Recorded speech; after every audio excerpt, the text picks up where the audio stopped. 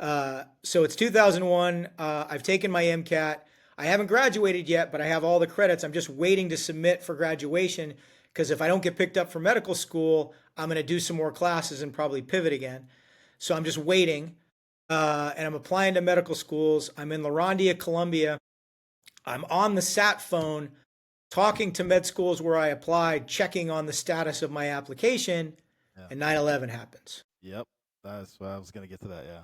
At which point I'm like, okay, change in plan. There's a war on. I'm not going to medical school. So I get called into the sergeant major's office and he says, what's this I hear about you not going to medical school?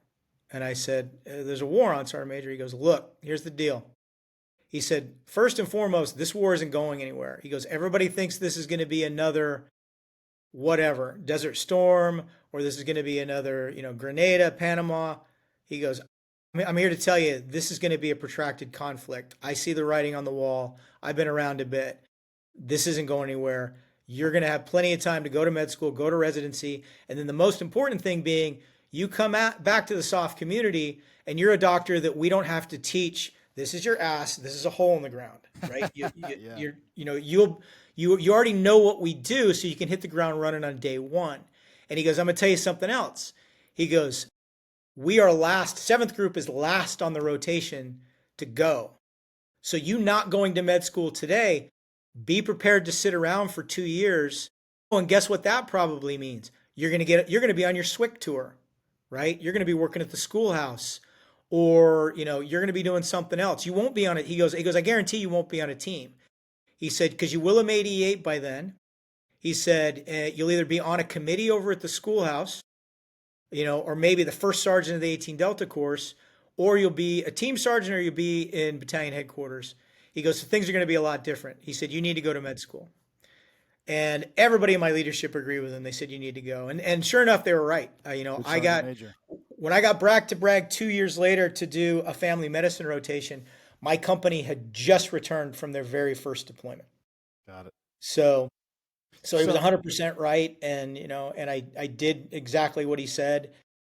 I finished med school, did emergency medicine residency because I knew that was the key to getting me back into operational medicine, specifically into special operations medicine. And I was lucky enough in residency. I got a phone call from an old battalion surgeon who was in JSOC.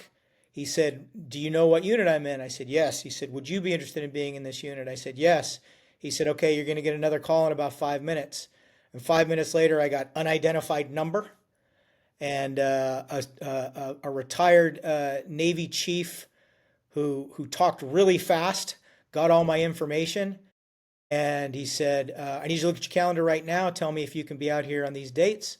I said, yes, I can. He said, okay, I'm cutting you TDY orders. I'm going to email them to you. And he said, we'll see you then. And I was actually coming off, I had coming off a night shift and I hadn't slept, but I was so pinging. yeah.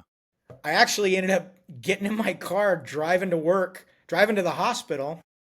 And it was a Thursday, so it was staff day. So a bunch of staff were working because the residents were in grand rounds. And I walked up to the two staff that were on just happened to be dudes who had been in the unit. And I said, hey, I think I'm interviewing for the unit. And they were up so fucking excited for me. And they're like, oh, Yeah. it's going to be awesome. This is going to be great. You're going to love it. You're perfect for the job. And I interviewed and I got hired and I did 6 years at the unit, 3 of it back at Bragg and 3 of it working remotely from Fort Hood where, I would kind of pick and choose what trips I wanted to go on. Although I actually did get called up to go on some short notice, hey, we need you right now type of trips. So it was a great 6 years, the best 6 years in the Army because it was the time in my career where I was like, I can 100%. When you go do something and it makes the front page of the New York Times the next day, you're doing good. Good stuff.